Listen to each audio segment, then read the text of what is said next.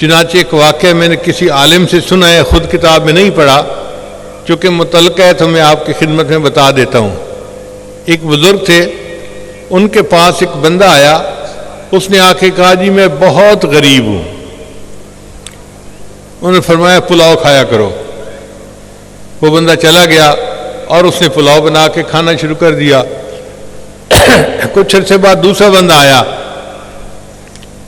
اس نے کہا جی پیسہ بہت ہے اور مجھے ڈر ہے کہ میں کہیں شیطان کے راستے میں نہ چلا جاؤں، تو آپ میرے لیے دعا کرو کہ اللہ مجھے ہدایت دے۔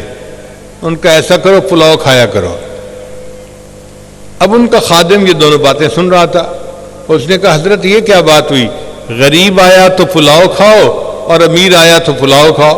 ان کا ہاں میں نے اس لیے کہا کہ غریب آدمی پلاؤ کھائے گا تو ضرور اس کا کوئی نہ کوئی ایک یا دو گرین جو ہیں دانے وہ نیچے گریں گے، اور یہ غریب آدمی ہے یہ اس کو اٹھا کے کھائے گا، اور اس رزق کی قدر سے اللہ اس کے رزق میں برکت عطا فرما دیں گے۔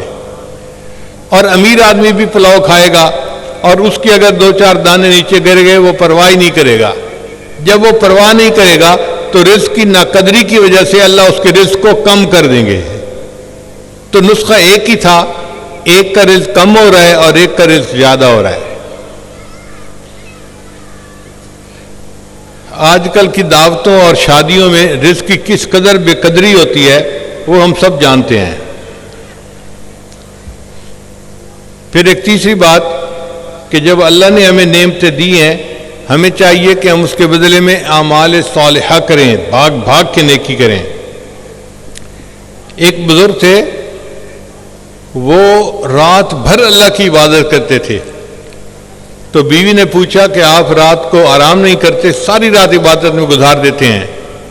وہ فرمانے لگے دیکھو گدھا جب چارہ اچھا کھاتا ہے نا تو حق بنتا ہے کہ وہ بوجھ اٹھائے مالک کو خوش کرے۔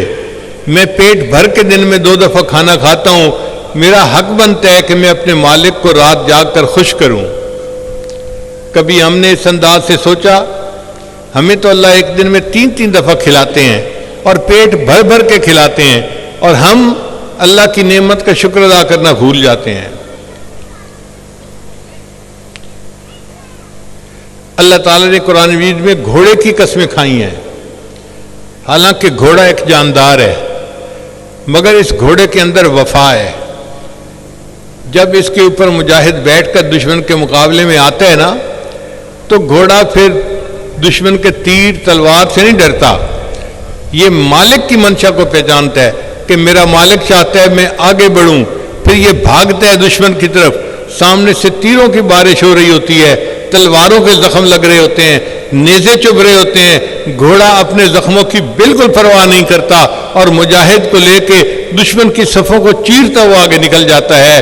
اس گھوڑے کی وفاداری اللہ کو پسند آئی۔ اللہ نے قرآن مجید میں فرمایا وَالْعَادِيَاتِ ضَبْحًا فَالْمُورِيَاتِ قَدْحًا فَالْمُغِيرَاتِ صُبْحًا۔ ان گھوڑوں کے پاؤں سے جو مٹی اڑتی ہے اللہ نے اس مٹی کی بھی قسمیں کھائی ہیں۔